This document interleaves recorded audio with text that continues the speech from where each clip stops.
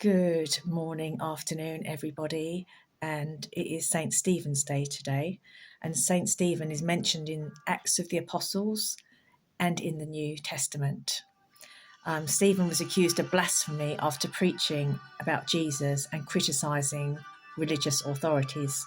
And he was stoned to death in 34 to 35 AD, becoming the first person to die for the Christian faith. According to Acts, Saul of Tarsus, later St. Paul, was present at his execution. And St. Stephen's Day is celebrated on 26th of December, which is today, immediately after Christmas Day. And this placement highlights a key Christian theme, the joy of Christ's birth, followed by the cost of discipleship. The early church arranged the calendar to remind believers that following Christ can involve suffering and sacrifice.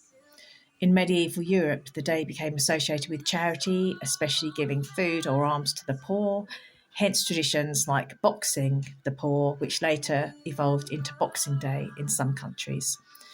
In essence, St. Stephen's Day honours the first martyr of Christianity and serves as a sober counterpoint to Christmas, reminding believers that faith, while joyful, may demand courage and sacrifice.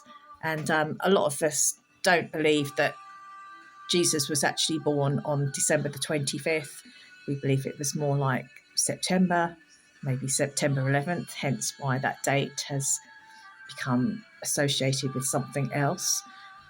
But while we don't necessarily believe it is Christ's birthday, and some people are very anti-celebrating it, Saturnalia, pagan worship, blah, blah, blah, I believe that it is good that people in society, knowingly or not, are thinking about Christ, and the words in the carols, I don't know, it's just putting that into their hearts, and also children performing the nativity when we know that so much of Christianity is being removed from our schools and culture. It may not be right, but just to have that awareness of Christ and people thinking of him and his day.